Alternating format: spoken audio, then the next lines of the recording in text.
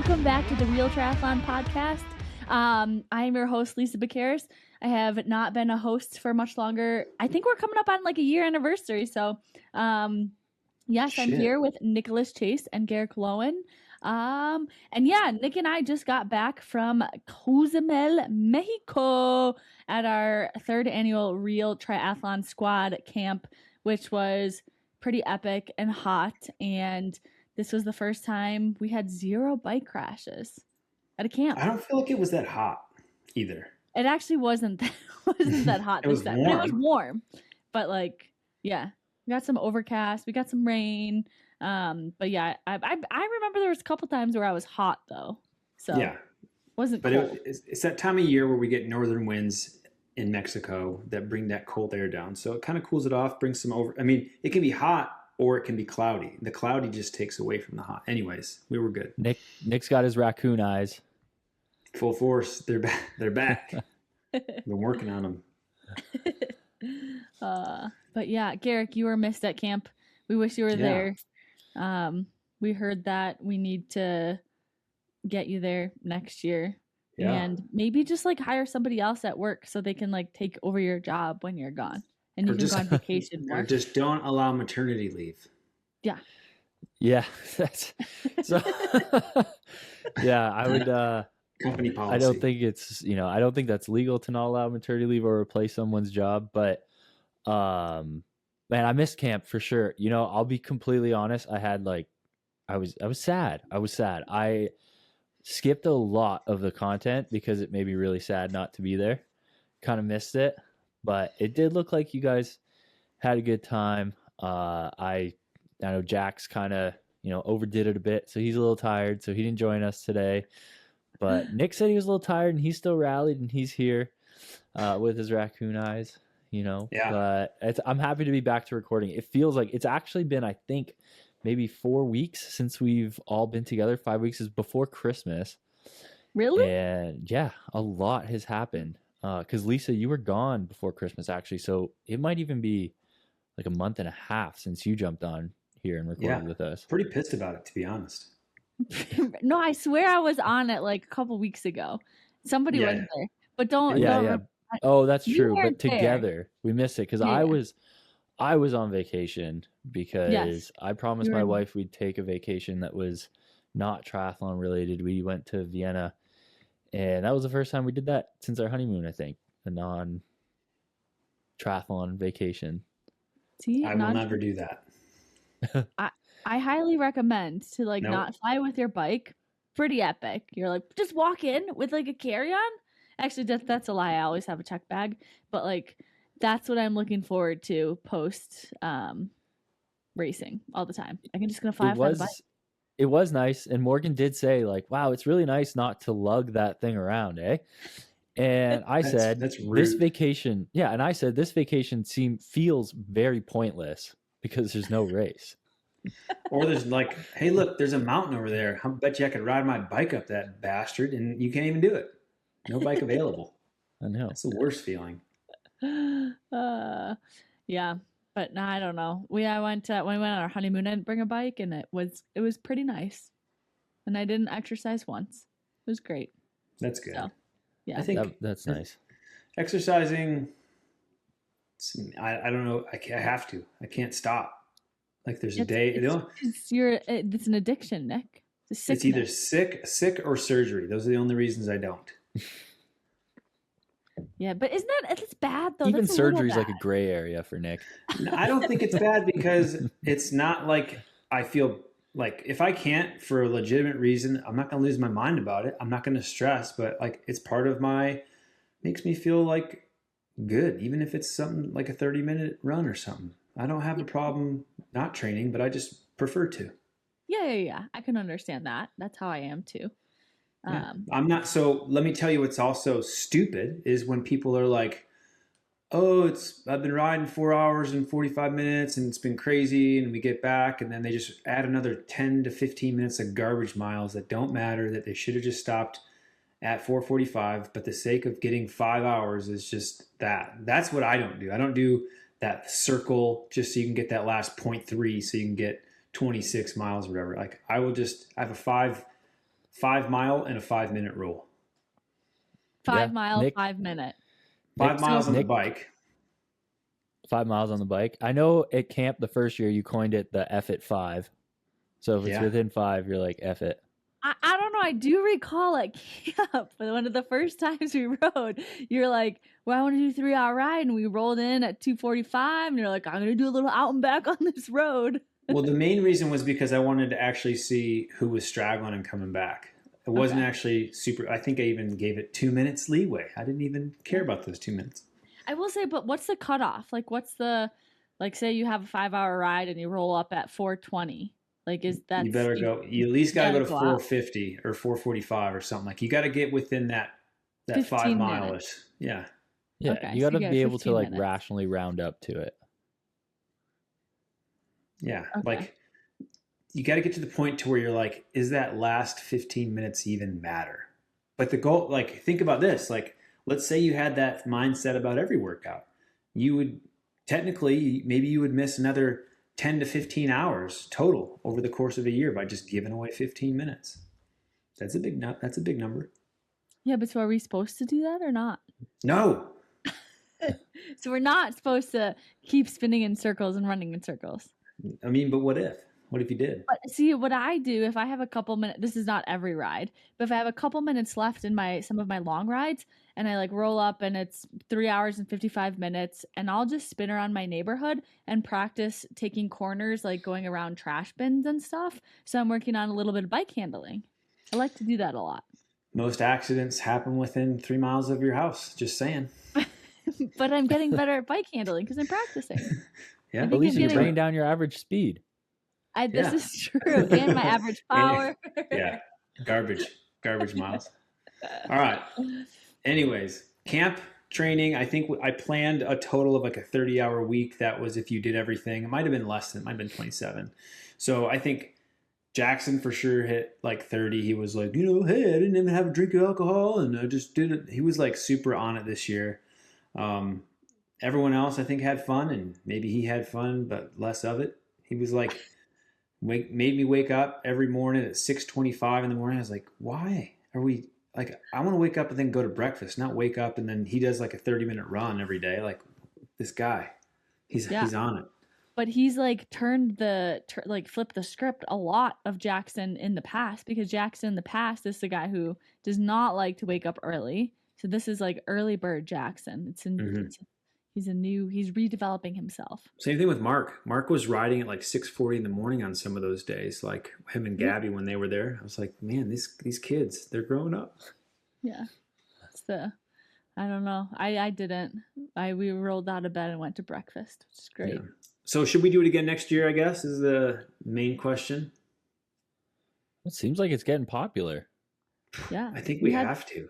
We had our biggest group yet, and it was fun. I know, and we already have plans for next year to make it even more fun and competitive. Yeah. And I think we want to come up with teams. Like you get there and you're assigned to a team, and so we have like 3 teams, and everything is a competition. Like, I'm going to be in charge of Team Papaya.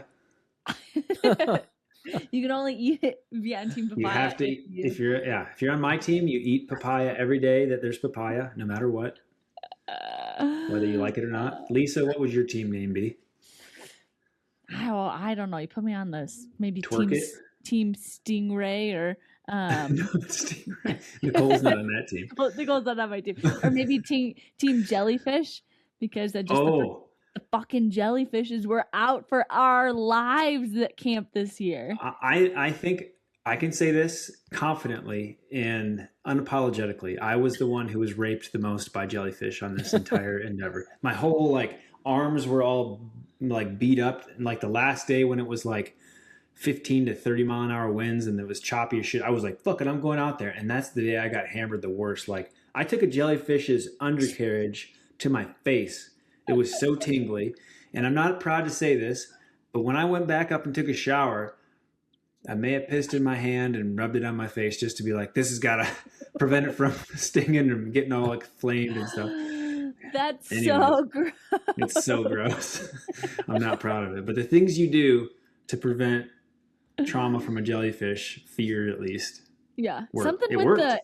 We also had really strong currents this year compared to the past couple of years, and those just like whatever current was in the water was just like bringing the freaking jellies.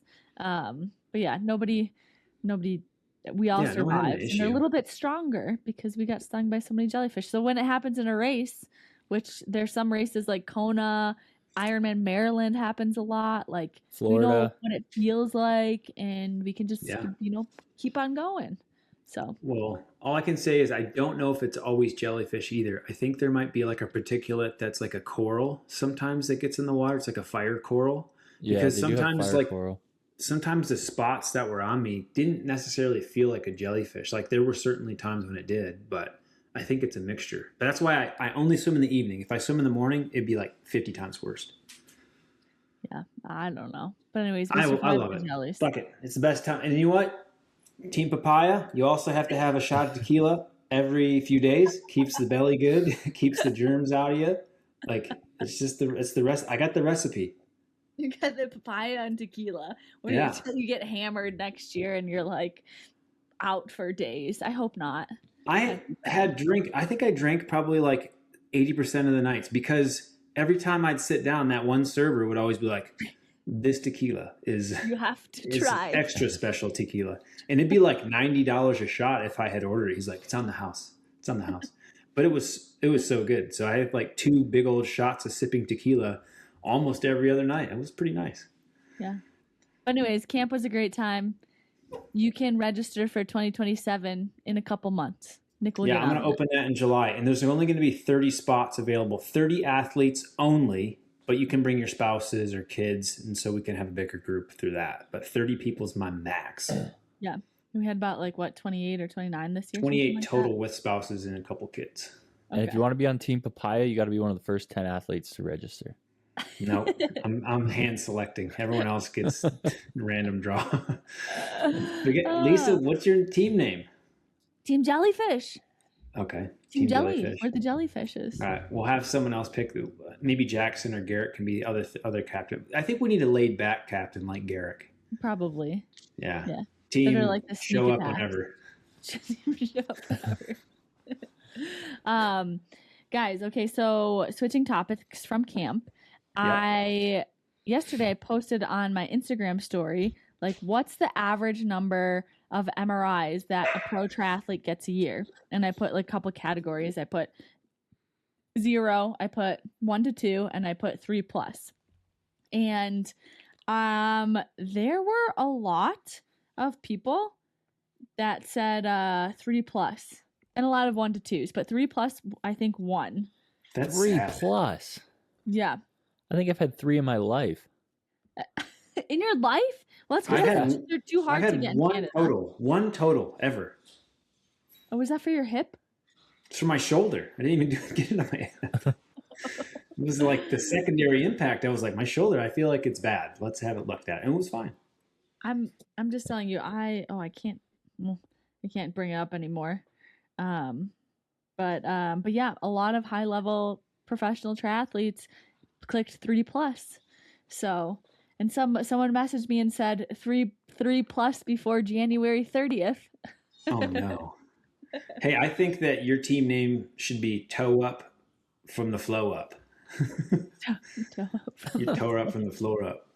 What does that even mean? Because you had all these surgeries and you're broken, you got all these MRIs, Oh, you're all tore yeah. up from the floor but up. like MRI, like I think when something has been hurting for like over 2 weeks or like bothering you for over 2 weeks and you have backed off, I think it's time to get like an MRI or scan. Check it out. I think an MRI is only going to tell you what you already know. That number 1, it's damaged. And number 2, the only thing that's going to heal it is rest. And that's like, oh, I didn't need an MRI for that. That's just what I needed to do anyways, rest. Rest is not always best. If you have like a tendon injury or something, usually like it does great for like loading, like your Achilles stuff. Still, Lisa's like, I haven't had an MRI in like months. I think I'm just going to get one. Yeah. Just to see like a quick full body MRI, check things out, make sure, isn't that what they do in the NFL? Like once they were like recruit somebody, they're like, we're putting you in the scanner, make sure like all your body parts are intact and this is a good investment. I'm sure that's just for like studies of like how messed up are you after 1 year of this sport? That So we get too, a pre fucked up MRI and then a post season MRI where you're just, wow, he's pretty bad, guys. Okay, but what do you think is the average number? Like 1 a year? Three. Well, yeah, there's a lot of people that said 3, but like I think like 1 to 2 a year is probably what's average for professional triathletes. I said 3. Really? Okay, yeah, I do. Especially if you're This like shocks American or European, I think it's easier to get them. Yeah, everyone just wants to like go to the MRI ferry. I have only ever had an MRI in the States, but it doesn't mean that you can't wait 8 to 12 months in Canada and get one. Yeah, you can't even pay a few loonies and get there faster. They're like, nope. No, they're starting to open private MRI clinics in Canada so you can get in quicker. Just go to Buffalo, New York. It's right there over the border. Yeah. I will say the first time I got an MRI in the States, it was like in the back of like a tractor trailer in a parking lot, and I was like, this is brilliant. This is like this is... Guys, should we open our own MRI clinic? How much are they to I've buy? looked into it, but you need someone to read it, right? And you need a doctor, you need a radiologist. No way. I have a radiologist friend. We can hire him. So do I, and I actually proposed this to him because it's only about like $500K to buy one. Okay. So you can make your money back pretty quick on that. No. Under 100,000 for a basic refurbished model. Over 3 million for a new one. Over 3 million? Yeah. High field systems, average 1.5 T machines, 1 million to 1.5 mil. Wow. I feel like though if we have another connection, so that's just like the medical supplies industry obviously just jacking the prices up. But like what if we know a guy who's like in the medical supply device industry and they're like, we'll give you a deal and we're not buying an MRI. We need to move on. Not You know, feasible. But then we can get we'll all talk the MRIs after, we Lisa. want. We'll talk after the podcast. I'm ready to invest, Garrick. I think I got $5,000 in my bank account. Yeah. Yeah. Like, look, I'll put something on it. I can put something on it, but I ain't got it. Anyways, thanks for entertaining that question. Another thing that we wanted to talk about were like mean people on Instagram. I think, we've all gotten some comments on videos or like ads that companies run of us and they just kind of tear us apart or are just like really mean to us. Without any context. How do you deal with it? Does it make you feel bad? For me, part of it was like, wow, I've made it. Like I got haters. Like that's when you made it. I got a couple haters. Yeah. I went and bought a sleeveless hoodie so I could walk around the gym and put my hood up. That way I'm blocking the haters. That's what I'm doing. I think that's only just going to ask for more haters. Why is that a thing? Why is wearing one leg sleeve with your shorts also a thing? Why do guys wear one full leg tight on the right side or left side and the other leg's exposed and they got shorts on? What is that?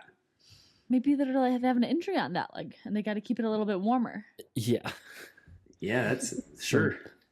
And they always have a broccoli haircut. Yeah, bro science. Yeah, bro science. Broccoli haircuts are coming back though. They're like the popular thing. Yeah, if you look at that 80-year-old woman haircut back in about the 80s, that's the haircut young men are now touting. Perms, no big deal. Yeah. I was a fan. Well, anyways, block the haters, my friend. Well, but for real talk, how do you block the haters? I just kind of, because they go straight to my notifications. I just get the hate straight there. Can't even avoid it. And I'm just like, I take sometimes a second to see the account, who it is. And typically it's like a bald guy and you can only see his eyes. Or it's like a guy with a hat on with a dog. And I'm like, they got like 8 followers. They're not real people. I think there's just like people who are paid or accounts that are bots that are just trolls. And that's all they do. They're just there to create hate. They're not even real. Yeah. I think I've posted on my story before, like what some people have sent to me. Yeah. And then I get like this influx of people like, oh my gosh, that person's awful. You're amazing. And then that makes me feel really good. So I don't know. You can. Lisa, you're amazing. Fuck all that noise anyways. Remember Carolyn, what's her last name? Carter? Yeah. She Yeah. would get the nastiest stuff from people as a pro female who was just, living the life, but without the results. And like, they were just so mean to her. But I like messaged her a few times. I was just like, look, I really like what you're doing. I'm really a big fan. Keep it up. Your creativity, you keep the sport fun. You're not an asshole about anything ever. Like I like that. Yeah. LA Triathlete on Instagram. If you haven't followed her, you should probably follow her because she puts out some funny content. Yeah. And follow us first. So the way I address it is just I am a hater on Instagram. Yeah, you're Skank Hunt. I feel like or whatever from South Park. I feel like you've thrown some hate my direction, Garrick, before. Not real hate, but like the fake hate. Like, well, for fun. sure, the sarcastic hate. I mean, Sorry. But usually, if I'm gonna address hate towards you, I create like a burner account, and then That's what I'll is. comment. I knew it was you. It's Gnarly Boy, spelled BOI. I think my favorite hate stuff is a video of Nick with his legs crossed talking, and he just gets destroyed for having his legs crossed. Yeah, like 30 people just like tell that asshole to uncross his legs and grab his manhood. I'm like, what are you talking? Or like my Air Force tattoo, they're like, I'm not listening based off that tattoo alone. I'm like, oh, sorry, I was in the U.S. military and I just happened to be like proud of it for a minute. Do you ever get guys like, I feel like that's like totally acceptable if you were in a certain branch of the military, but if you never served, it's like, dude, what are you doing? Like, you're not in on this. I've never seen anybody.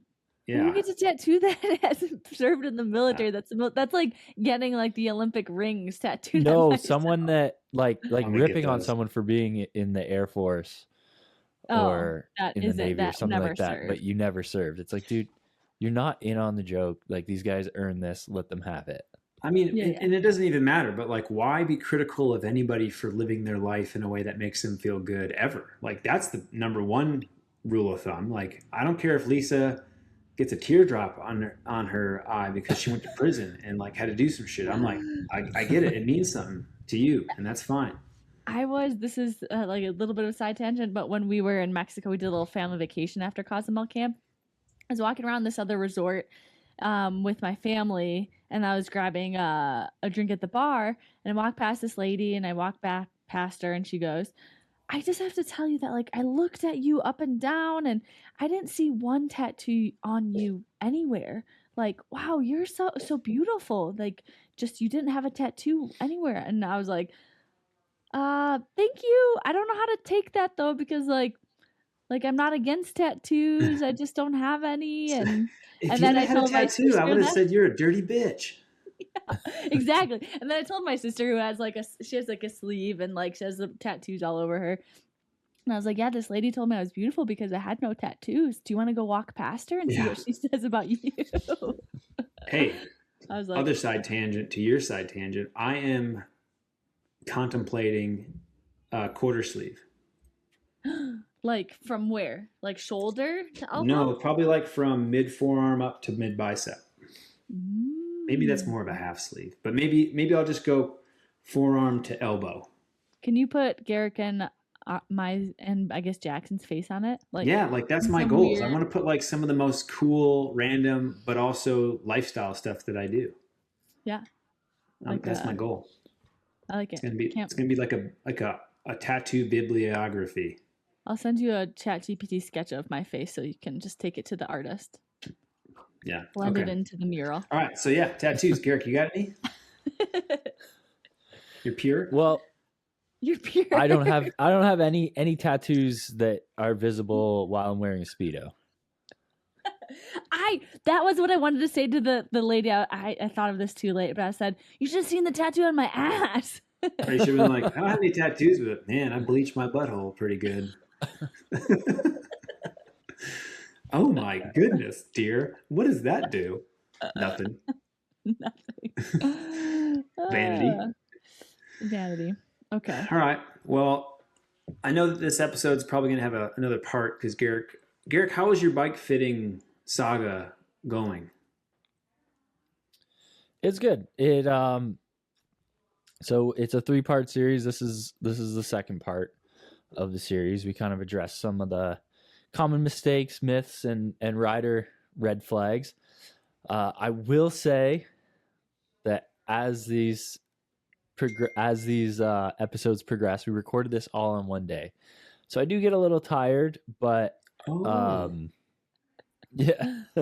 But Frank does Frank does a really good job, and he's really knowledgeable, and he talks about this stuff all day, every day. So he can just go off. He's just a wealth of knowledge, or a wealth of knowledge. No, he's a knowledge. What bomb. is it? Knowledgeable. Yeah. He's very knowledgeable. He's intelligent. Yeah, he knows his way around a bike. I'll put it that way. And a human riding a bike. Yes. If you got a Huffy, he'll fit you. Does he want to fly to Colorado and give me a bike fit? Because I'm in desperate need of one. Well, that's where he was trained. Oh, really? Under the state of Colorado trained him. Well, he's a master fitter for Retool, right? And they do all their training in Colorado. Okay. That's pretty epic. Goes a long way. Yeah. A bunch of the newbie triathletes I talk to that are like, I'm like, one of the first things you should do is get a bike fit, because you're going to be so uncomfortable. You're not going to be efficient with power, and you're just going to hate the bike. And I want everyone I work with to love the bike. I feel really badly sometimes when I have to onboard new athletes. I'm like, yeah, I am this much per month. So that's my fee. No big deal. I do almost everything. Oh, but yeah, you're going to need a trainer. You're probably going to need new shoes. You probably need a bike fit. You need a Garmin, 2 Garmins probably, one for your bike, one for your wrist, heart rate monitor, pool membership. That'll be another about $800 to $1,500 monthly, I think. So no big deal. Like the expenses just to get started are just high. It's awful. Yeah, it is really. It's not a cheap sport. No. But it's either is golf. I mean, you go to a country club and you're like, yeah, me and my buddies want to play golf. We're like, that'd be $600. You're like, oh. What kind of club is this? Yeah, that's true. If you want to golf regularly, the cheapest green fees are probably $100. I mean, we have one course near here that's $20 for 18 holes in a cart, but that's a pretty good deal. Yeah, until you see the course. Oh. Yeah, chunked. Well, like golf is golf. Like fun is fun, right? Yeah. No, it's a good time. Practice is practice. Yeah, you can drive your cart right up on the greens. I do. Even like those ropes and stuff, those are just there to keep the animals out. Not the carts. Yeah, totally. All right. I think before we get into a couple fun things, I do have a couple of announcements. We are fortunate on this podcast to have never really done a whole lot of this. But now we are, because we're getting older, we're growing up, and we have to start talking about people who support us. So we're going to be having 2 partners come on, and we'll talk about them, not only because they're giving us a little leg up, but also because we use this stuff routinely. Number 1 is going to be Pillar. We're going to start with them. So magnesium has been great for me. Take it 30 minutes before you go to bed. It helps you just kind of get into a pre-night ritual. It helps your muscles, helps your stomach. It just helps your mindset for me. I mean, runners who care about that, I want to feel better the day in and day out. Triple magnesium has become a really easy win in our routine. That's the verbiage that I was supposed to read, and I read it. I would say with triple magnesium too, like you can either drink it or you can take a capsule. It's because sometimes I got like tired of drinking it, so I would just like. It tastes good. That pineapple flavor, man. Oh. I know, but sometimes I don't want to drink something before bed, and because I'll pee all night. So there's options, people. Like they have great flavors, but there's options. So if you just want to pop a couple triple magnesium capsules, they have those too. Cool. Thanks, Lisa. And if you want to use our code when you go to like the feed and buy it from Pillar, or buy Pillar from thefeed.com, or you go to Pillar, their website, I think it's just like Pillar Performance something or other .shop. Anyways, just search for Pillar Magnesium on Google and you'll find it. If you use the code REALTRY15, you'll save 15% off. And guess what? They'll say thanks. We'll say thanks. It'll be in the show notes. Garrick's gonna make sure that's his job. So, anyways, that's our ad. We're done. Move on. What's next? Does that mean that we're now starting? I failed that one. Yeah, let's go. Let's start it. Whatever that. Play the clip. All right, let's go live. Reel it, spin it up. Pass or smash, pass or smash. Tell me now, don't make it last. Pass or smash, pass or smash. This moment's gone, so make it fast. Garrett, that was your voice. That's good. All right. Yeah, that's all me. Songbird of our generation. All right, Garrett, right there. lead us into it, to wherever depths of pass or smash that are ahead of us. All right. So, pass or smash. Y'all know the game. We're going to say something. You either pass it or you smash it. All right. We haven't done this in a few weeks, but it's coming back, guys. It's going to be a regular thing. We got a few segments that are going to continue every week, and they're going to go on. And today, we're starting pass or smash. Kraft mac and cheese, also known in Canada properly as Kraft dinner. Eating it with a spoon instead of a fork. Pass or smash? Smash. Smash. Why would you ever use a fork? You don't even get the juice. Absolutely. There's no juice and The mac and cheese juice? I make my There's- mac and cheese runny. Ew. Yeah. Actually, I do like runny mac and cheese. If you throw back the Boston Market mac and cheese, if you've ever had that, it's freaking fire. Have yeah, you ever just tried the cheese by itself and just water? That shit is fire. No. It's good. But yeah, spoon all the way, because then you can get like the remnants at the bottom. The juice. Absolutely. I think eating it with a fork is a crime, but for some reason, that's like everyone's go-to. Maybe because it's in the commercials. I don't know. It's because they haven't evolved and they're just sheep. Or we could just use a spork, kind of best of both worlds. Yeah. There you okay, go. fair. All right. We'll take All right, that. Lisa, Accepted. next one. Pass or smash. 7:30 p.m. bedtime. Pass. Come on, smash, guys! Like going to bed early is like one of the biggest delights of life. But do you actually fall asleep, or you just like looking at shit on your phone for like another 3 hours? Well, like I would love to actually fall asleep at 7:30, but like I read or look at stuff on my phone or tell my doggy how pretty she is. But like, What do you read, Lisa? I want to know what's on your reading list. right now, I'm reading The Housemaid. Yeah, Housemaid. It's like a popular series right now, and I'm on book 2, and it just came out with the film in the theaters. Is there murder? There is murder. Of course, knew There's it. murder. There's love. There's sex. Yeah. What more Yeah, do you it's want? smut. It's smut, Yeah. isn't it? It's murder porn. No, Women it's not. cannot It's help. absolutely Women It's can't smut.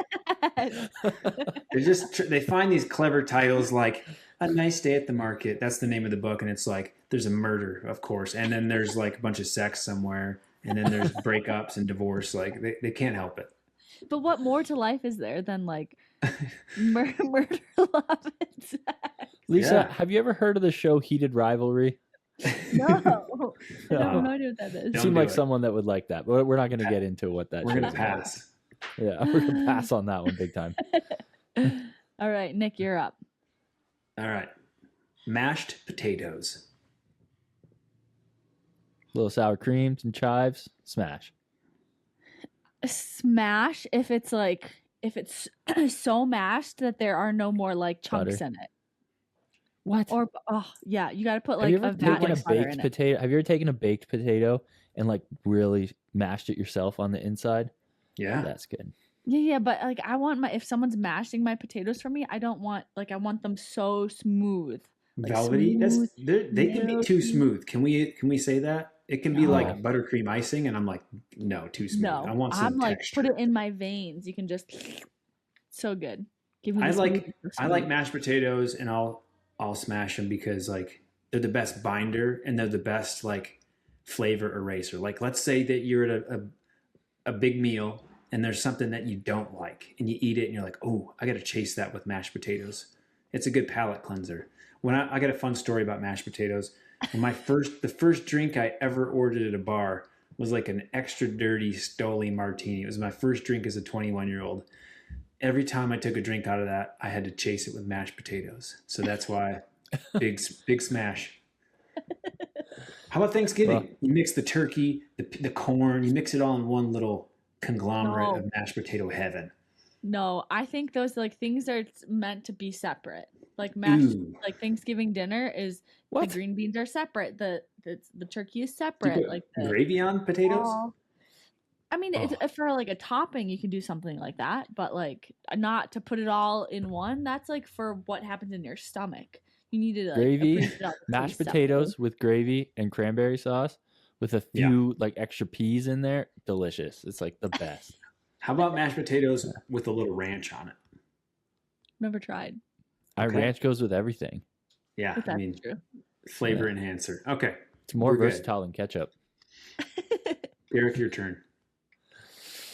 All right. I did not put this one in here, but Lisa likes this. Dinner at 3:30 p.m. Oh, yeah, I put that one in. Because I had dinner at 3:30 p.m. today. That's not dinner. Yeah. I mean, that's a late lunch. Midday. Yeah, that's basically lunch. I know, but I have this thing where I don't know when to eat because I feel like I always miss lunch because I'm usually always like exercising during lunch. So it's like you have your morning workout, then you have like second breakfast, and then you're like working out when lunch is supposed to happen, but then you can't wait to dinner. But you need a meal after that. So then it's like you end up eating like this meal at 3:30 p.m. So why are you thinking about it so much? Why don't you just eat when you're hungry and when you feel like eating? Why has it got to be like some... Yeah, but that's what I'm saying. But like now it's 5:45. Dinner was long time ago. Your last meal of the day is dinner. So if you're about to eat again at 5:45, then that's dinner. Well, no, I'm not. I'm gonna have like a big snack thing, I think, or just eat like a couple. Make a charcuterie board. Gummy worms. Maybe that. It's funny because if you said dinner at 4 p.m., I'd be like, that's a little early, but you know, like you could have dinner then. 3:30 is cut. We're drawing a line. Too early. Yeah, fuck 3:30. 3:30 dinner. You can go to bed at 7:30. It works well. Boom, That's boom. true. I do hate having like a 7 o'clock dinner and trying to go to bed at 9. I hate that. Yeah, too late. Yeah, I'm like a 6 o'clock dinner guy. I like 5:30.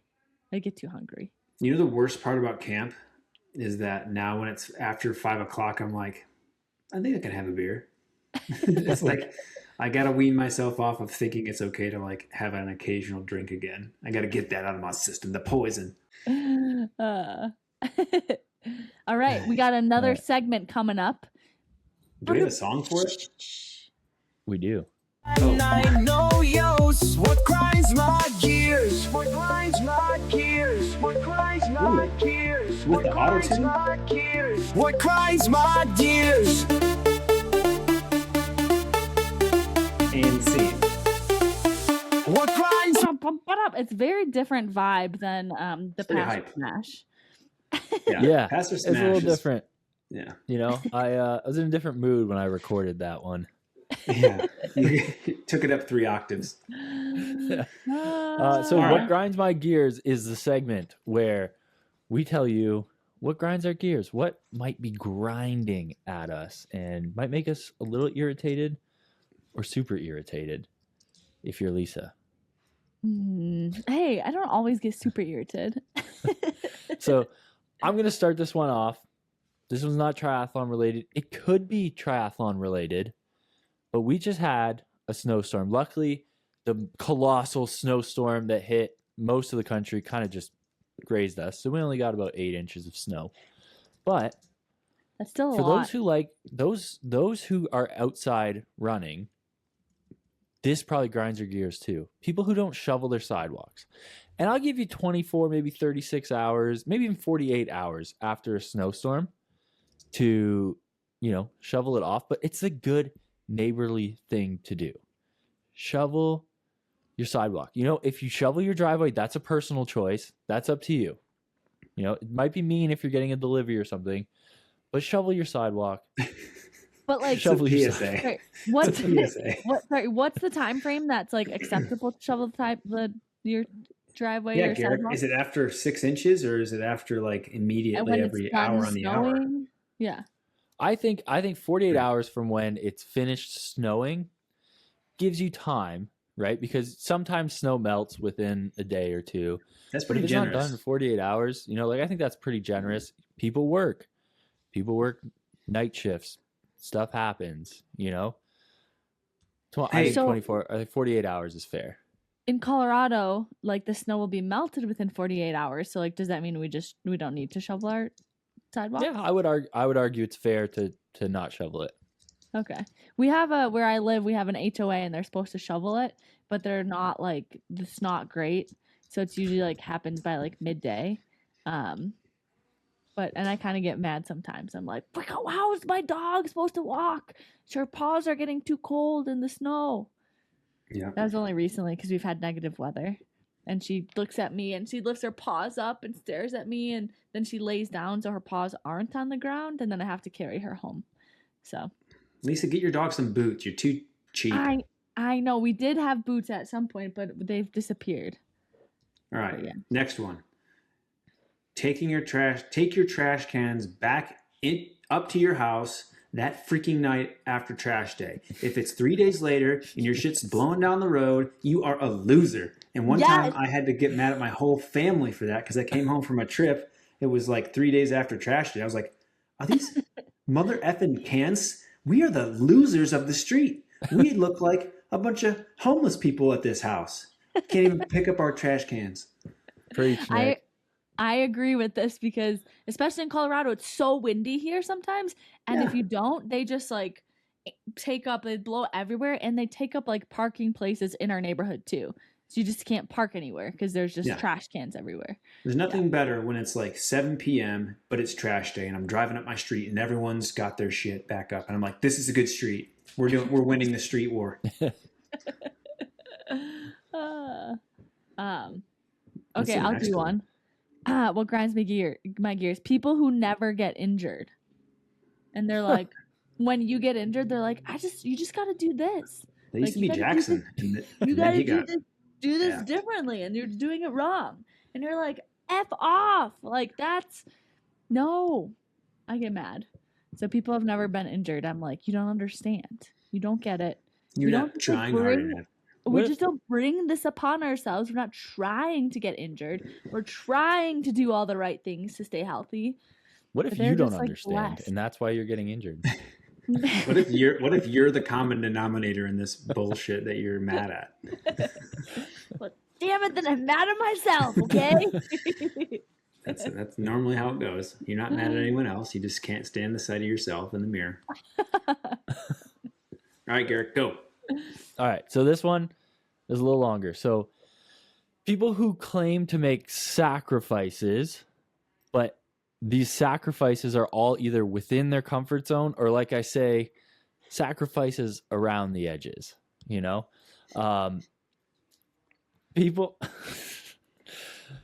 people often will say that they have made these tremendous sacrifices. And I think as professional athletes, we have seen people who have actually made insane sacrifices to make it in this sport, who have made it and who have failed. And I think it's very much not fair to them if you say, well, but I made so many sacrifices, I should also make it. And it's like, just because you skipped dinner a few nights, doesn't mean you made sacrifices. Just because you didn't go out to a party for a few nights or you didn't drink that weekend, like that's not the sacrifices that other people have made to like really be successful. So what, Garrett, what's an acceptable level of sacrifice that you would accept? Like, my dog was dying and I didn't save him so I could meet you here at this long run. I sacrificed my dog. Well, I would say it's bigger than that. So if you think about, okay, that is, but what I'm saying is, where are you? Did you stay in your hometown and, never leave? Or did you uproot your whole life and move somewhere, whether it's 4 hours down the road or 4 hours in a plane or 4 continents over, Garrett, to train. I got a good one. I want to get your take on this. Okay. When women say they sacrificed their body to rear this child, how do you feel about that, Garrett? Huh? Absolutely, they do.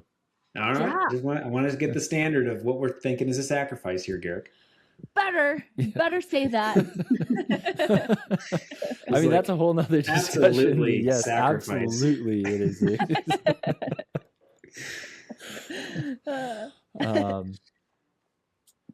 But what if yeah, they like, did it while listening to Creed, "My Sacrifice"? It's a good song. Come on. Yeah, there you go. That is a good song. But I think it's disrespectful to athletes who did sacrifice everything and made it for you to say that just making these little sacrifices around the edges, being a shitty boyfriend here and there, is, was a sacrifice. I've got a buddy who lived in his car during his buildup of being a pro moto guy. He sacrificed his quality of life so he could pursue his dream. I think that's a sacrifice. Yeah. Like if you're making a sacrifice and the fallback to the sacrifice is basically just, a little bit of convenience. Yeah, slight inconvenience. It's not a sacrifice. It's not delaying your life or a quick hookup. Losing a bunch of money, stuff like that. Like, it's not like complete failure is an option if it's a real sacrifice. So like just like the word elite, that word has been bastardized. Also, is the word sacrifice has been bastardized. Do you guys think that you guys have sacrificed, like these like real sacrifices like Garrick's talking about, for something in your life? It doesn't have to be triathlon. But this is where this kind of came from for me, was when I think back at my career. Yeah. Did I make enough of a sacrifice? And I would argue that I got close, but I wasn't willing to take that next step of sacrificing to make it. So if you look at Jack and I and our parallels, look at the success he had in the sport. Him and I came up in the sport in the same time. The big difference is he moved to Guelph full time to train. I only went in the summers, right? Yeah. And then when it came to like do or die, we came to this one moment that we really diverged. We were almost on the same path, and I was a couple years behind him just by age. In that 2018, I finishing on the podium in these pro races, stuff like that, starting to make money. Big deal. Yeah. I decided, I was like, you know what? I think I can do this and pursue a career at the same time as a fallback. And that's when I started to see my performances kind of dwindle off from where Jack's performances were. And he was fully invested this whole time, broke as heck, basically not making money, but racing professionally. And then, look at him now, and then look at where we're at now. We're in two completely different stages of our lives. And I think a big part of that, while you could boil it down to maybe some talent in that, but was just the actual sacrifices that he was willing to make and the distances he was willing to go to. But it depends on his level of success versus your level of success. Yours might be different. You might have a career that you want to work on with prosthetics, or maybe you get into dog training one day. It'd be great. But Jack's only focus was winning. So he sacrificed everything for that. So I think it just depends on what your outcome is and your goal needs to be. So the only thing I'm sacrificing, I think, heavily right now is a lot of time and a lot of energy and a lot of resources to make this ecosystem of RTS and enduro coaching a success. I'm sacrificing a whole lot for that. So that's my answer. It's a good answer. I think that I don't think I have sacrificed the extent that which you're referring to, Garrick, for the sport. Because a lot of things that I did, I really wanted to do. Like, I gave up a really successful career in coaching collegiate cross country and track. And we were like coming off winning a national championship, and I was like, I think I want to be a professional triathlete, and I'm going to move to Boulder, and I'm going to give up this career. Or like put it on hold, but I make millions. But I don't necessarily, but I really wanted to do that. I really wanted to be a professional triathlete and see if it would be a thing. So I don't think I really sacrificed in that sense. You sacrificed your hips. I did. I sacrificed those. Garrick did too, though. Yeah. I've sacrificed a lot of body parts for this sport. but you're aware that the sacrifice that you made isn't the same as others, right? Like people are always going to be successful without making the same level of sacrifice as others. And people are going to define success differently.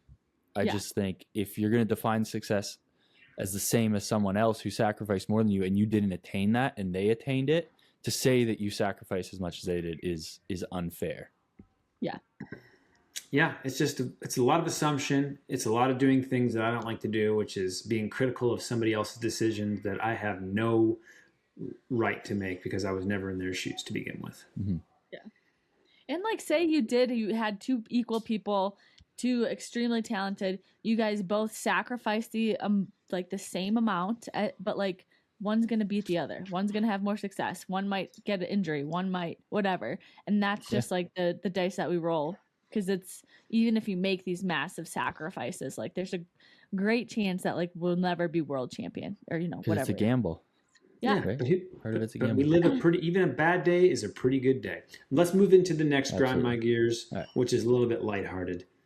You know, when you open a toilet to go have a seat and somebody has just frequented that facility and they just left all of their debris and skids and it looked like an airplane landed in there and just left a trail of shit. They didn't even take the little thing and clean it out. They didn't even try to like double flush or it just looks like a massacre.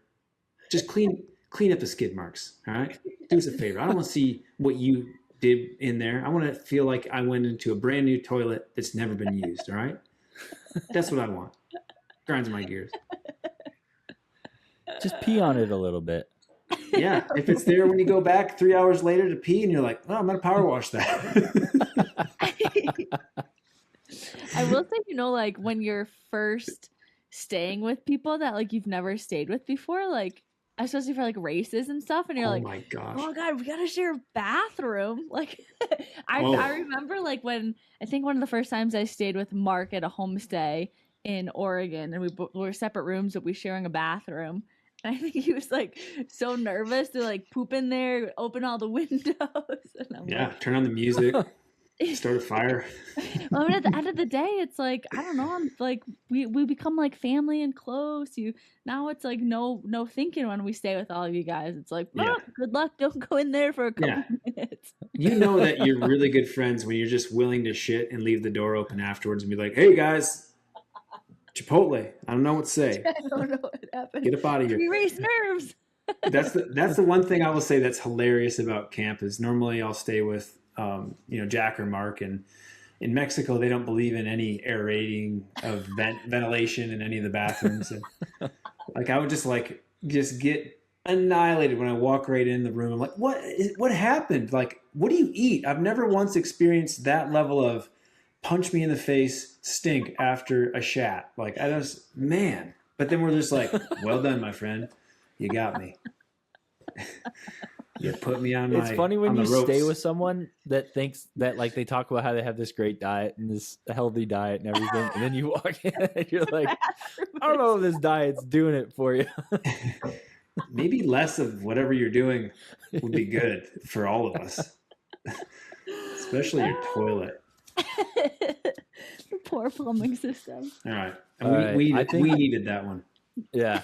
All right. So I think that's pretty good for today. This episode is going to get really long if we finish these. We will shift these to tomorrow or next week's episode. We will also be probably debuting a new segment next week that is called "What Spins My Crank." People say that we're too negative with the pass or smash or the what grinds my gears. So we're going to say something, that we like. What gives me hope? Yeah. What gives me hope? What makes me sing? Like bike related, triathlon related. Yeah, we probably should. Yeah, like everything could be triathlon related, could be not triathlon related. It's good sometimes to mix it up. So, okay. All right, guys, we are going to roll into this interview. So, thank you for joining us. If you enjoy the podcast, like, comment, and subscribe. Like on whatever you're listening to it.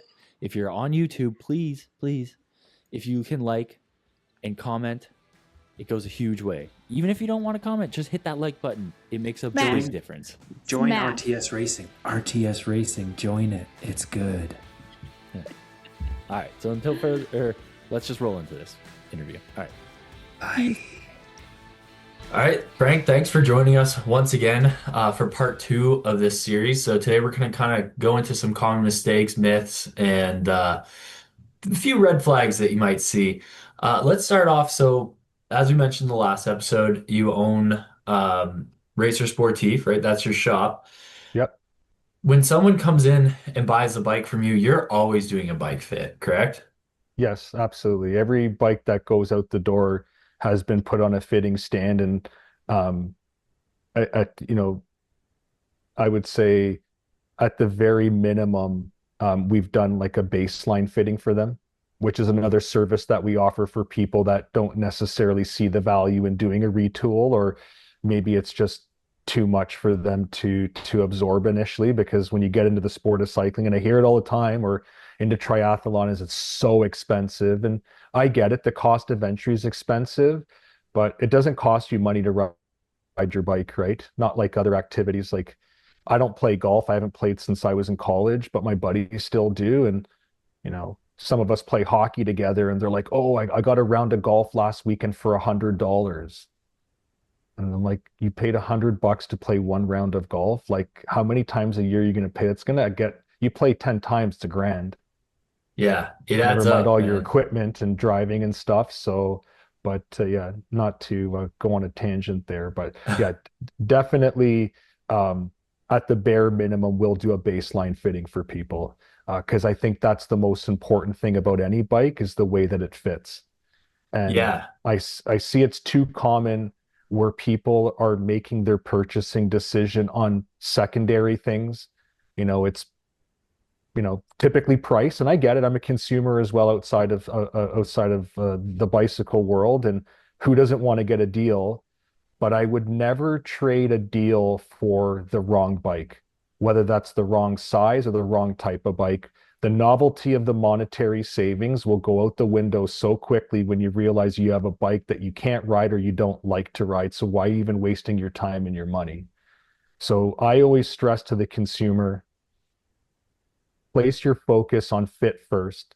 So if someone was coming through my doors, I won't even point to a bike for them until I have a better understanding what I'm working with. And what we typically do, and we do this for every bike, but specifically our Aquila brand, because our bikes are built from the frame up in-house for the rider, and that's at all price points, is we will capture some body proportion measurements to understand what we're working with, to see how the proportions are and how we're going to best support them. So for example, if you get somebody, and this is prototypical of female body proportions, they tend to have longer inseam and shorter upper extremities. And that's already going to give you an indication that they're going to have a fairly high saddling range, which is going to increase their drop to the handlebar. And they may not necessarily have the upper extremities to offset that drop. So you need to identify what size is going to best support them, not just on height, but on those other attributes as well. Where if you get somebody, and this is typical of male proportions, myself included, where you'll have very short inseam, but very elongated upper extremities. Like, I got really short legs for my height, but my torso, my arms are long. So I need to be supported differently than someone who may be of equal height, but different body proportions. A lot of the basic fit calculators you're going to come on most manufacturers' websites, they're too generalized. They're not taking enough information into account to suggest the right size. Like, if I use most of those basic fit calculators, it says I ride a 54.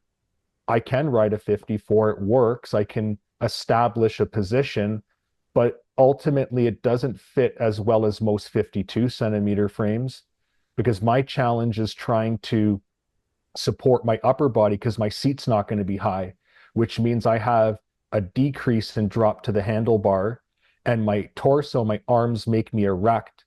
I actually need to have that front end of the bike lower in order to support those body proportions, because it's the least adjustable part of the bike, right? Most manufacturers, you have 4 centimeters to play with, but stem sizes come in a broad array of sizing. Handlebars come with different reaches and drops. Um, you have different offsets of seat posts in certain cases. So I just find, for me personally, it provides me the shortest pathway to fit, where I actually have to do more things and have things at an extreme to fit what is that typically suggested sizing if you just went off of my height. And I'm like 5'9.5". So I'm kind of on the cusp, right? Where if I was like 5'10", 5'11", yeah, like I'm pretty much going to be 54 centimeter in most cases. So you really want to look at each individual rider, what their body proportions are, and that's going to help you navigate to what's going to be the ideal size, and then what are going to be the supporting components. So you can measure someone's like shoulder blade width, their reach, or their wingspan. So a lot of things that we can take into consideration to ultimately find what's going to be the best fitting bike and the collection of parts that are going to be a part of that equation. Yeah, I think right now, as we see the rise of direct to consumer bikes, we're seeing a lot of poor bike fits. A lot of this is very common in triathlon too. Really good bike brands, but now their model is direct to consumer. People get on those bikes, they never get fit, they have a bad time, they leave the sport. So if someone's obviously you would recommend that if you're doing something like that, schedule a fit, right? Go somewhere. There are guys who like you fit guys who don't buy bikes from you. Like Yeah, I do I tons of aftermarket fit. We also offer another service which is called Retool Move. So I have a fit bike where you can schedule a fit appointment. And when are we using the fit bike? We're typically using it either for new bike discovery, or if I'm fitting someone who's coming in from remote and they don't physically have their bike with them, they would just come with their cycling gear and their shoes. And then we can set up the stack and reach for their particular bike they have at home, fit it. I can Zin it, which is a digital tool I have that measures distances to the millimeter. And then it will formulate a PDF, which I would send to the rider. And now they can go home and apply those measurements to their bike. So they can transfer their fit onto that existing bike from our fit session. yeah, which is great. Okay, take me through. Someone comes to your store, they said, I heard about this super awesome sport called triathlon. I'm looking for a bike. I've never ridden a bike before.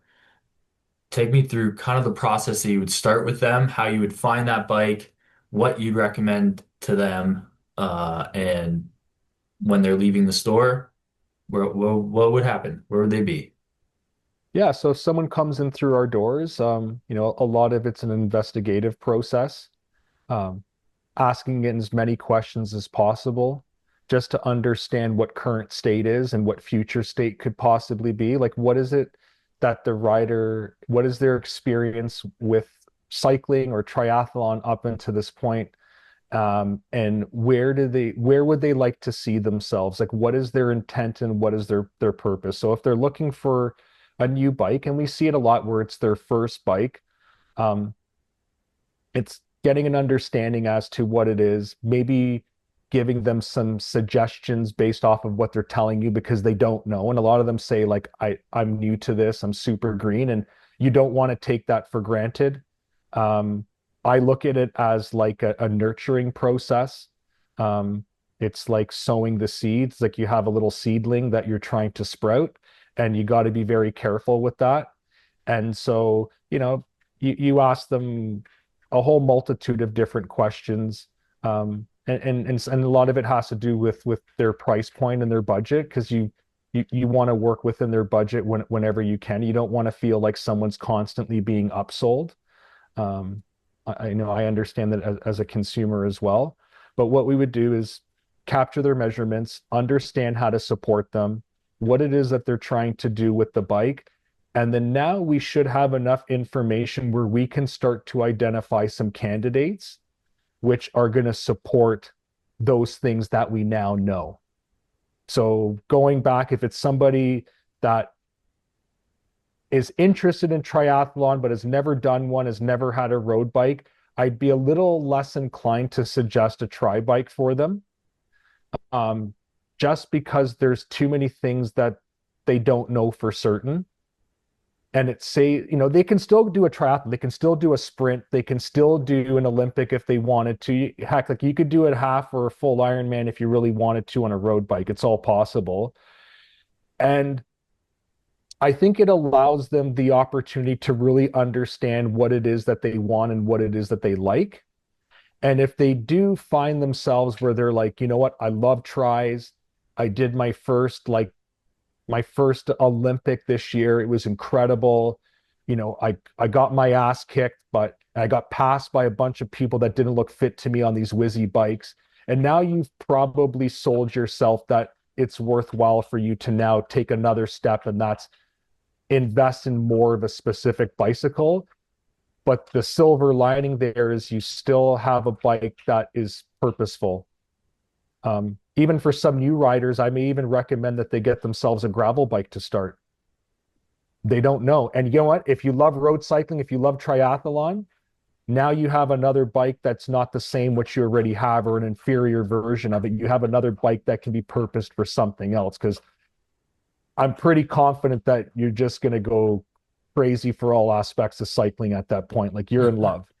And we've seen that love affair, especially during the pandemic and post-pandemic, where people found cycling or triathlon, and it is like a part of who they are now. It's very much a part of their lifestyle. And that's the really cool part. It's not just about performance, it's about lifestyle. And like, that's where I find myself today. I don't really compete anymore. I haven't raced in probably, God, 15 years outside of doing some fondos, but like actual, like on like the O Cup circuit and stuff. It's not what turns my crank. I like just cycling for what it does from a lifestyle perspective, right? It's nothing better than, getting out on your bike. You have a bad day, it makes the world whole, right? So, but yeah, not to go, too far off track, but going back to, identifying that right bike for the person. Now we've been able to identify what are some ideal candidates. And from there, allowing the consumer to really start to grab the steering wheel and go the direction that they want to go. And we become kind of like a navigator. Like I'd rather be suggestive than telling people what they need to have. It's their money. I'm not in the position to spend it for them. So ultimately they're going to make that decision, and I just want to help them make the best choice that they possibly can. With us, we're not an outfit where someone can really walk in and out the door with the bike the same day. I don't think you should view the bike as how quickly can you get it underneath you. You're not buying the bike for tomorrow morning, you're buying it for the foreseeable future. So I think it's important to really look at all those little fine details, because they will add up to ultimately what the experience is going to be. So for us, like let's say we've narrowed down a bike for somebody, typically they would leave us a deposit, we would assemble the bike, and then we would set up a second date where they'd come back in the shop, and then we would fit it. So depending on the level of bike, certain bikes we offer a baseline fitting, and then certain levels we include our retool fitting service. And that's typically for a bike that we've at a level where we're building it from the frame up, where they've been able to select every detail and every component on the bike, such as their length of crank and their gear ratios and handlebar geometry and all those type of stuff. So that's, if you're buying a bike through Racer Sportif or through Aquilus Cycles, that's what you're going to expect. Like that's what you're going to come to expect. And that's what it is that we try to provide. Nice. All right. So getting into, well, actually, first I'd like to say that's a great pathway, great gateway into owning multiple bikes, because everyone knows that N+1 is the right amount of bikes to own. That's the right math. Exactly. So, yeah, I mean, I always recommend everyone start on a road bike. Obviously now gravel, with the introduction of gravel bike, you have a bit more versatility and maybe a bit more comfort, bit of a smoother ride. Not as fast, but you can throw some slicks on there if you were going to race with it. Do your first triathlon. Obviously, I don't recommend everyone start their first triathlon at Ironman, which seems to be happening more and more these days. But Yep. even then, like 180K on a poorly fitted, even a well-fitted TT bike takes a lot of specificity to get through it and get through it comfortably, where you could do it on a road bike, be more comfortable, enjoy it, get through it, go have fun on the marathon. Sometimes it's not as fun getting off that TT bike, even if you did go 30 minutes an hour faster. I don't know. And then, then you're not coming back to it. And then you're like, then you're a one and done type athlete. And that's not really what Yeah. we want to see in the sport. So, Yeah, there's a huge ceiling there. Try not to get to it too quickly. Like grow with it, enjoy it, like embrace all the experiences that you're going to go through. And it's crazy how some people they complete their first try or their first Ironman or half Ironman, like, oh my God, I'll never do that again.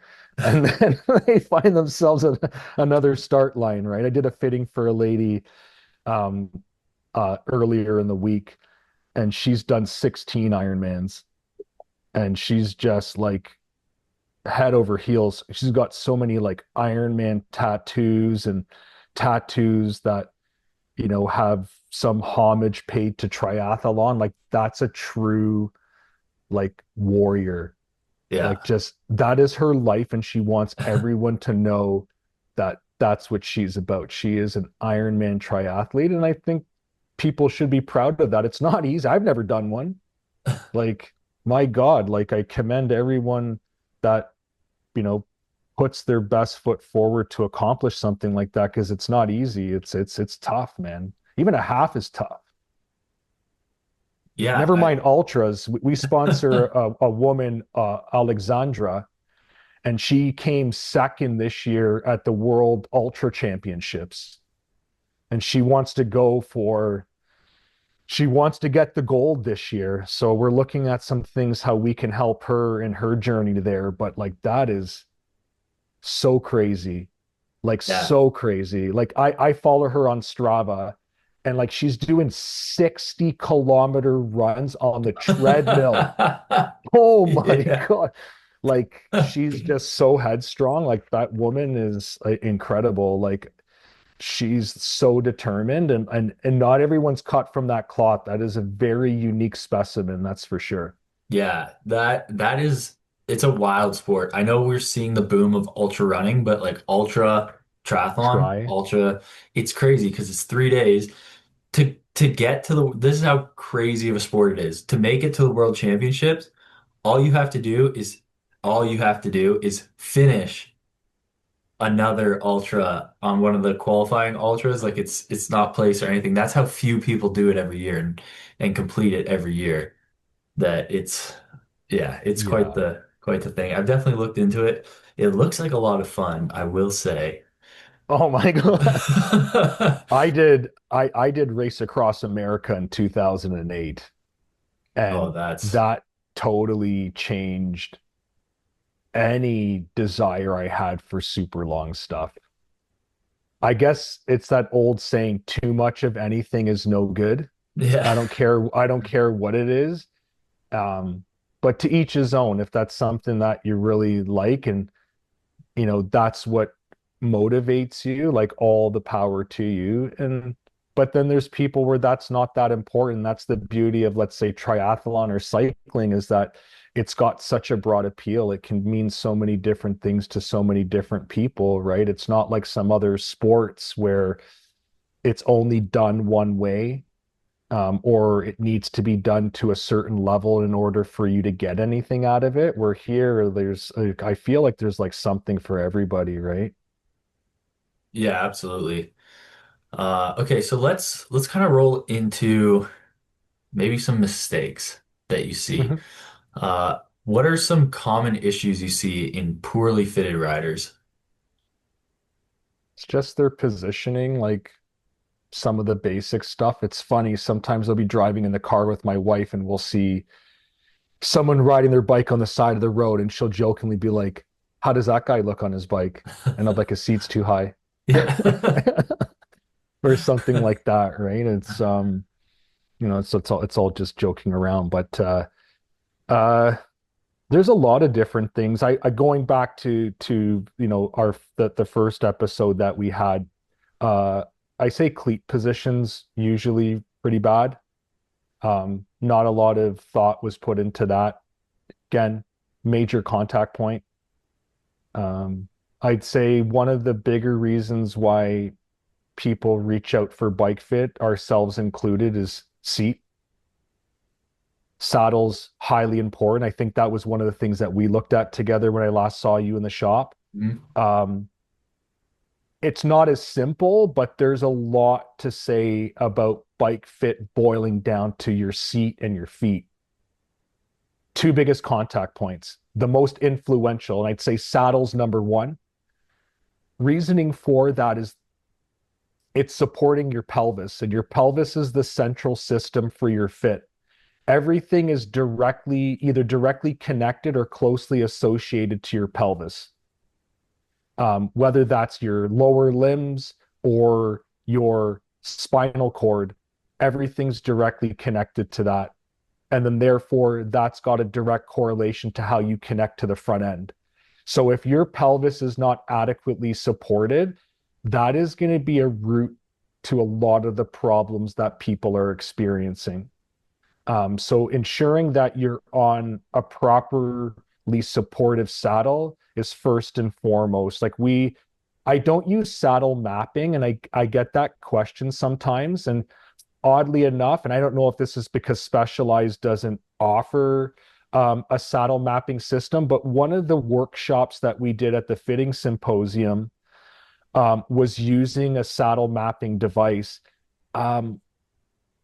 There's some accuracy issues there. It's crazy how you can have so the way that the saddle map works is it measures pressuring. So something that's red is bad, and something that blue or is green is very good. Yellow is kind of somewhere in between, where you can have someone that it's like so even, but they still have so much discomfort. And then you can get someone that's got some red pressure spots. It doesn't look good, and they're comfortable. So you have to be very careful with that. Also, the sensors within those saddle covers, they tend to degenerate through usage, and then you get really inaccurate readings. So I've sort of said, for the cost that's required for it, is it necessarily a tool that's going to make us more effective in helping a rider identify the saddle which they should ride? I've just found, in my opinion, the best approach that has worked for us is measuring someone's ischial tuberosity bone. So we have a thing called a DSD, a digital sit device. And that's where we can accurately determine the distance between their ischial bones. That's the sit And then, bone for those. Yeah, for correct. those listening, it's a sit bone. Yeah, so ours is digital. It's not one of those foam pads, or some people sit on an egg carton and they take a pen and they mark it. Like, it's all helpful. It definitely helps you to get into the vicinity. And then the distance between those sit bones, that's not how you're selecting the saddle width. You also have to take into consideration the things beyond the bone, which is typically muscle tissue, body fat, whatever, water. And then you can find a saddle that is more supportive. And why we place a focus on ischial tuberosity width is that's the lowest hanging point of the pelvis. So if you're able to adequately prop and support those bone landmarks, you're lifting the pelvic floor away from the saddle. So you're not agitating any critical arteries and glands that typically reside or through the pelvic floor. So you're stabilizing, but then you're not agitating. And, that's where you'll actually start to sit more naturally on the saddle. You'll start to adopt more anterior pelvic tilt, where we see a lot of posterior tilt, where it's like someone's tucking their tailbone. We see that commonly with female riders, and that's because they can't rotate their hips forward because it's not comfortable. So yeah, saddle, mega. That's going to be huge. And then another thing that the common mistake we can see is improperly fitted footwear. Um, some common mistakes we see is like when you're fitting a shoe, it's got to be the combination of not only the right length, but the right width. A common mistake that I see is people that have relatively wide feet, they choose a narrower shoe, but they go up a size. Logically makes sense, right? Because it's got more volume, but the volume's in the length, it's not in the width. So now you're taking the widest part of the foot and you're actually inserting it into a narrower part of the shoe. And that's really going to throw off your cleat placement too. And now your foot's not stabilized because technically it's moving inside of the shoe. So when you select a shoe, you have to place equal importance on width as you do length. You got to nail both. I thought narrow was arrow though. Oh, yeah, maybe. But if your feet hurt and you're on the side of the road, that's not arrows. So Yeah. I'm going back into cleat position a bit. I know you really like to slam that cleat back pretty much as far as you can. Why do you do that? I don't say as far back as possible. I do see some fitters that, I've seen certain cases where someone will re-drill the holes in the shoe.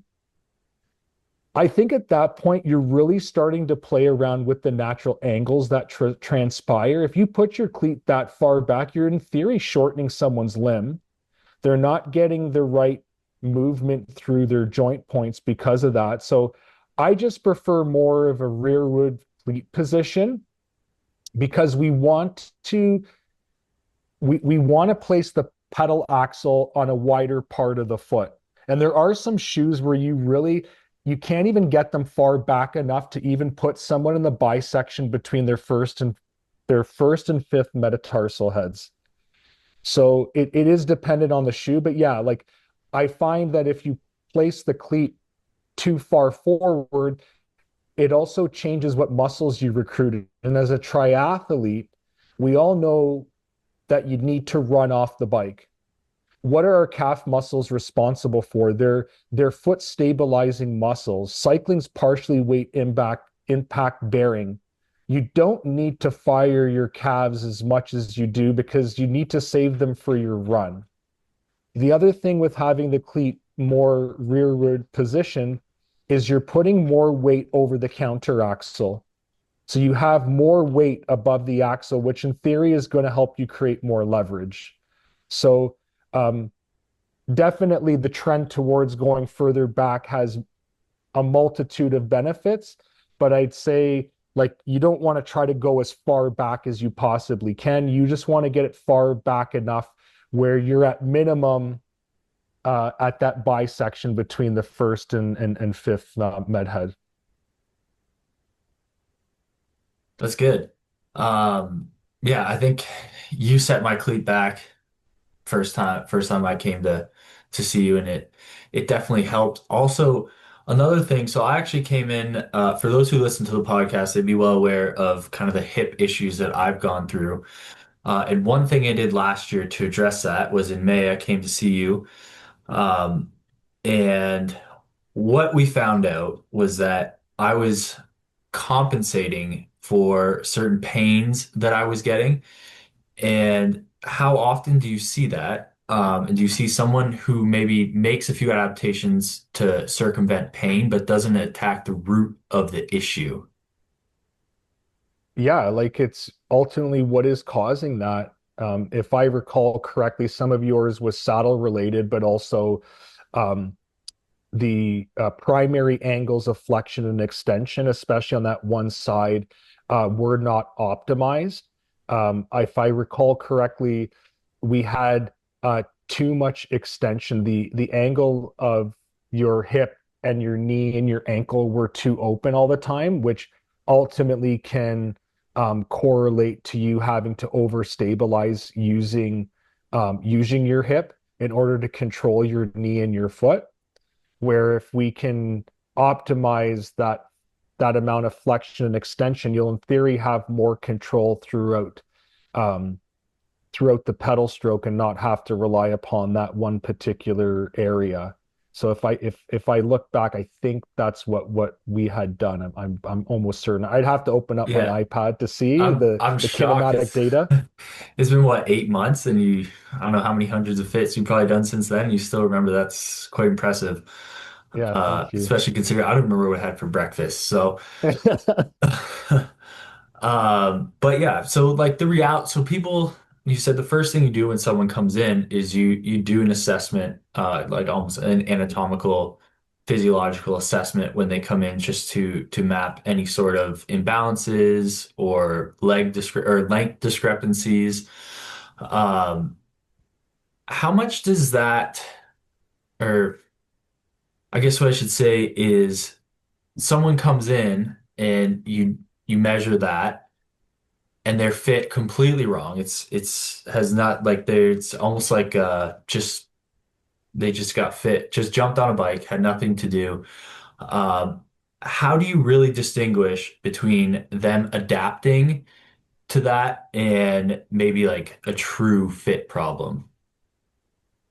Like if it's somebody that's coming in first time, or like if we have like a follow-up, or It would be, I guess, both, really. yeah, so um again, a lot of what you're trying to understand is through looking very closely at someone's biomechanics and what it is that they're functionally doing. Like it's just something that's just a matter of habit. Like they don't think about it. It's just on the subconscious level. Um, so what we typically do is, when we identify something, what is going to be best practices to support that. Um, I'm not a massive fan of corrective measures. I always like to take an organic approach because, like we had mentioned, like the body's highly adaptive, but sometimes we just need a little bit of assistance. And I've seen certain instances where someone's problems start to get worse because you feed into the problem with too many band-aids. So, for example, I had a rider in about a year ago who was transitioning from um, like high amateur level hockey. He was playing for the Toronto Marlies, but he wants to get into road racing. Just too many concussion issues with hockey to finally decide to hang it up.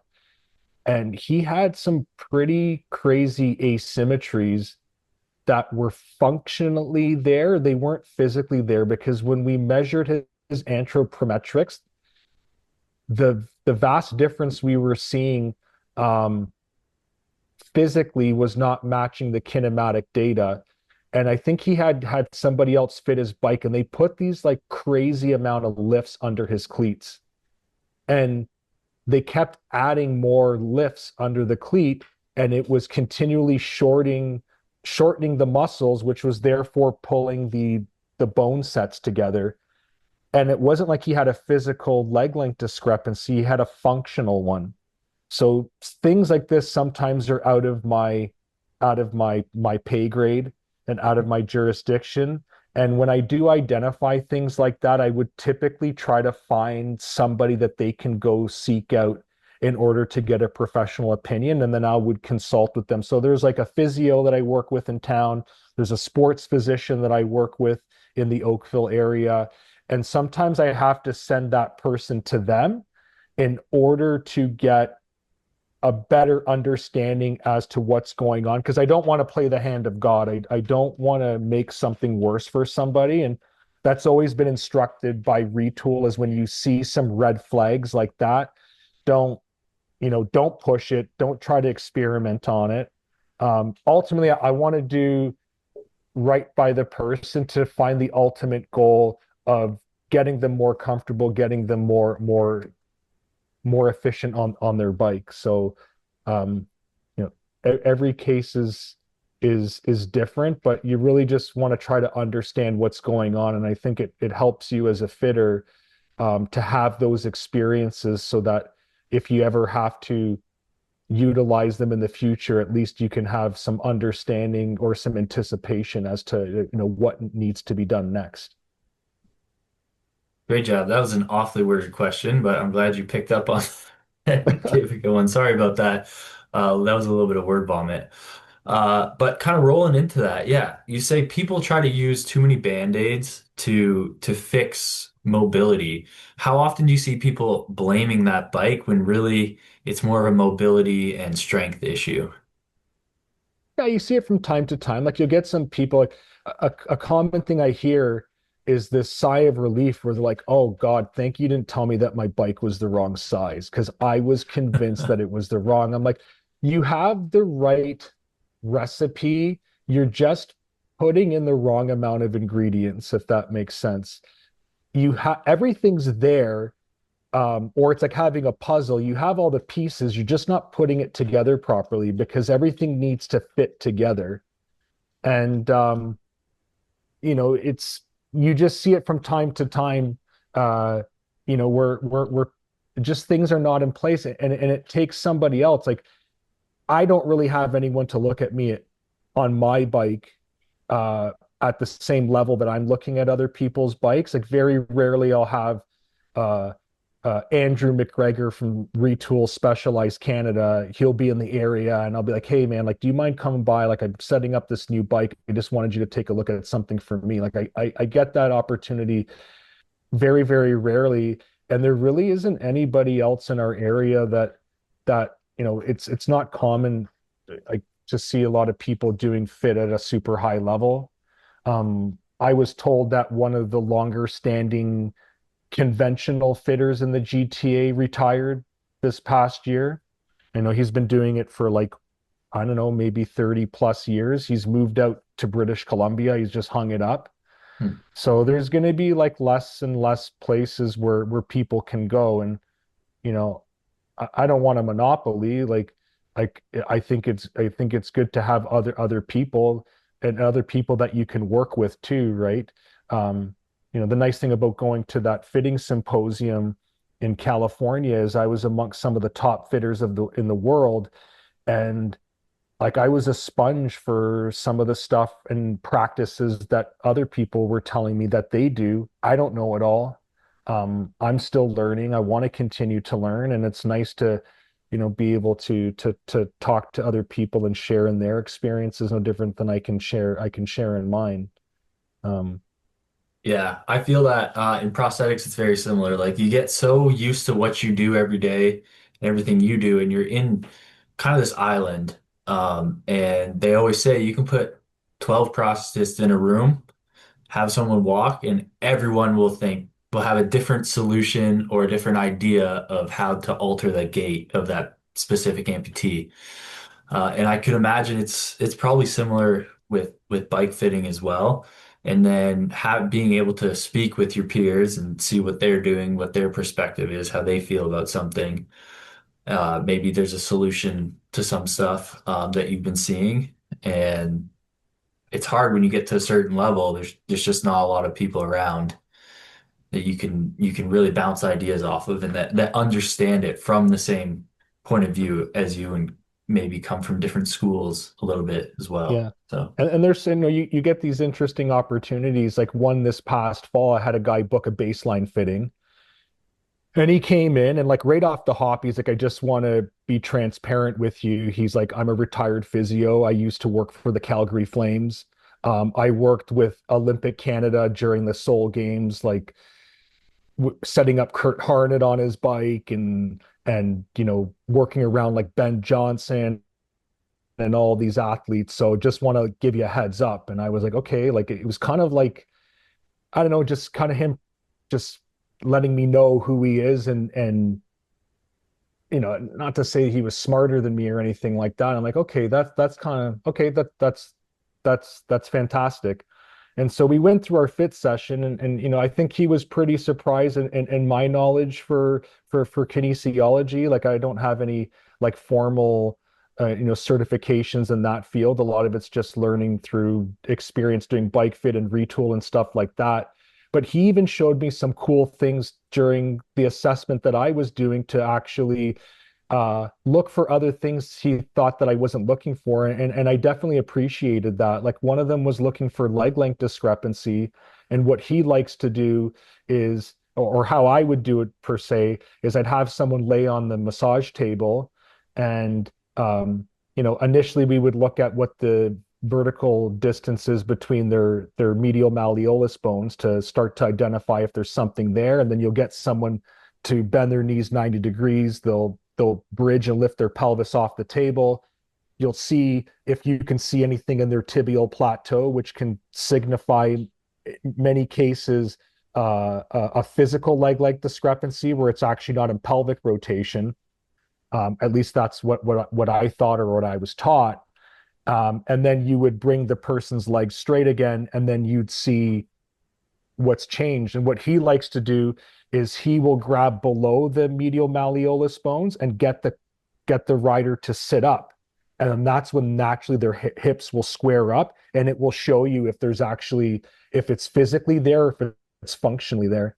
So I thought that was super cool to have the opportunity to work with someone with that type of knowledge. And actually we've become friends. So another guy, he says, whenever you come across something that you're not unsure of, just give me a call or send me an email, and I'm happy to help. So yeah, it's cool to have those people in your community that you can learn from.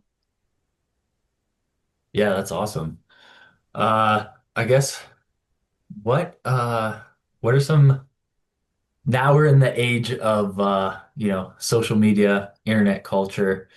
Are there any trends or anything that's going around online that really maybe grinds your gears, or that gives you a bit of as the kids say these days, a little bit of the cringe? Um, not not really. Like, I'm not a big social guy, like on social media. Like, much of it's used for business, and I think some of my interests in those fields, if it's on a personal level, is probably outside of cycling. Um, I don't know. I really can't pinpoint anything that I've seen. Like, I see some stuff, but anything that I've come across, like usually it's like, someone that appears like they know what they're doing.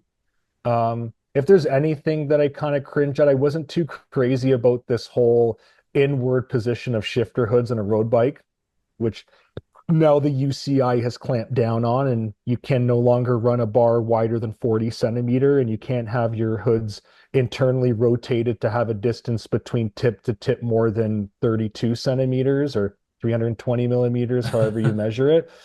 So yeah, that I thought was pretty, I don't know. I don't position my bike that way. I think it kind of looks ridiculous, to be honest.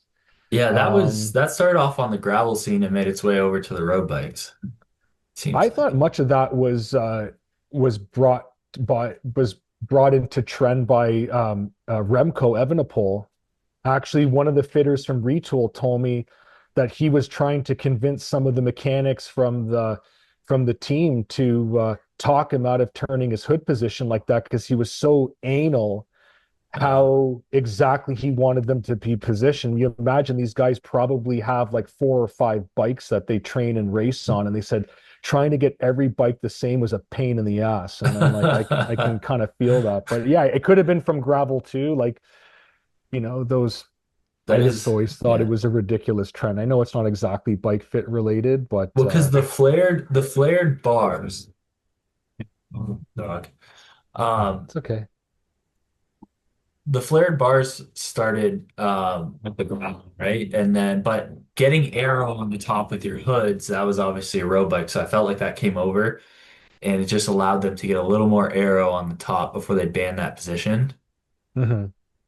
Yeah, well, I think a lot of it's like I guess it makes sense if we're talking arrow is narrow, but is that offset by the fact that it throws off the handling of the bike? Does it position a rider in a way that it closes off their diaphragm and they can't breathe properly? So where's the advantage coming from? I personally think the UCI banned it because of bike handling issues.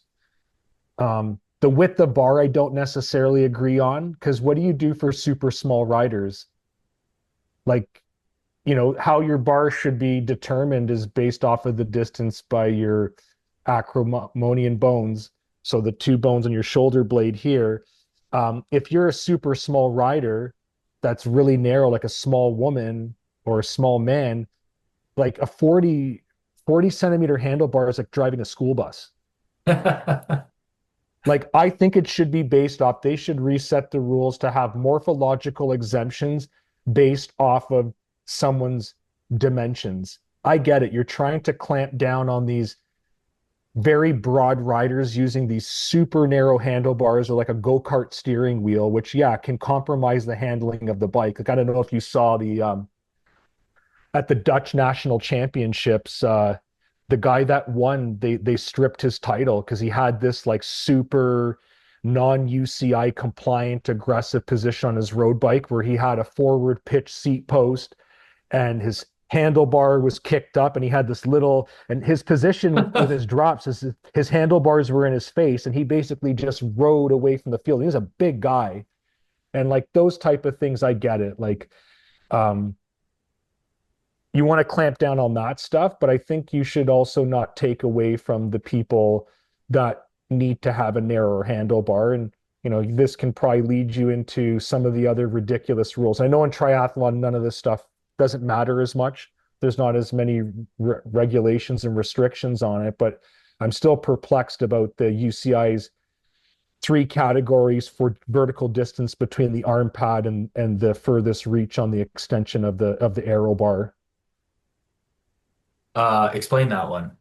So if like I set up a guy's track bike for the hour record last year, which he ended up getting, and he fell into, so there's three categories that are based off of height and that determines how much distance can be between the arm pad and the extension of the aero bar. So if you fall into a certain height category, which they classify as number one, it cannot exceed 10 centimeters. If you fall into the next height category, it can't be more than 12. And then if you're really tall, or the tallest third category, you can go up to 14. But then if you look at how triathletes are positioned in their aero tuck, like they can be, really where a UCI compliant rider, like their hands are not nearly as close to their face as they'd like it to be. Yeah, I've found like that mantis position to be very comfortable, significantly Yeah. more comfortable. I am surprised that the UCI did ban that because it doesn't seem like a safety thing to me. Yeah, I Is it think it's just just too I advanced? yeah, like how they're clamping down on clothing and other things. Like one interesting case study that we did at that fitting symposium was about the evolution of Remco's position specifically on his TT bike. And they really pushed the limitations and they were able to get his hands as close to his face as possible to the point where they actually cut out part of his I visor so saw that his that. hands could go right to his nose bridge. I thought that was pretty wild. Yeah. They were even experimenting with they said they went across the road to the CVS and bought women's pantyhose and they put pantyhose on his head before he put his helmet on. And then the UCI banned that too because they said it gave too much of an aero advantage. That's so funny. Yeah, it was Yeah, crazy. there's no, well, like in triathlon, the big thing is the water bottle placement that they've been Yep. banning. Yeah, because everyone's You can been, only have two now. yeah, you can only have two between your arms and two behind your saddle. And then you can obviously do Mhm. two within the triangle, Do you think that's like within the safety? frame. I think a lot of it is safety. The front for sure was safety for handling because Could be too heavy. yeah, think about even 2 liters of water trying to steer your bike. That could get a little sketchy Yeah. at times. But it was crazy, like the stuff that they were inventing. A couple years ago at Kona, Magnus Ditlev showed up with this crazy hydration system that went through his rear axle. And although it wasn't explicitly banned in the rules, Ironman made an exception and said, you can't do this. It's too much. Yeah. Yeah, but we are starting to see kind of a gap in the guys who have the money and the resources to innovate in that the aerodynamic department, kind of gapping the rest of the field. So I guess the UCI doesn't really want to control that, even though it doesn't really want to see that, even though like World Tour teams have a lot of money compared to what's in triathlon.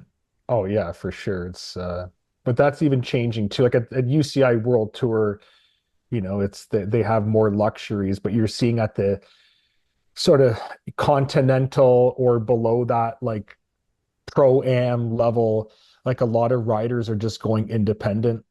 They're just finding their own sponsors, and because there's not a lot of support for the teams. And I'm seeing that, we get inquiries all the time, especially to our Aquila inbox, where people want us to sponsor them. Give me a bike and I'll do this for you on social media and that type of stuff. So like, you can see where things are moving just based off of those requests and those demands, right?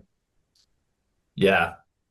All right, so that kind of concludes part two. We are going to next week, we're going to have part three where we're going to talk a bit more about the difference between maybe a cycling position and triathlon position, where you go from there. And then, so overall performance, maybe some custom bikes, and as we've kind of touched upon, maybe the future, where the future is going. So until next time, peace out.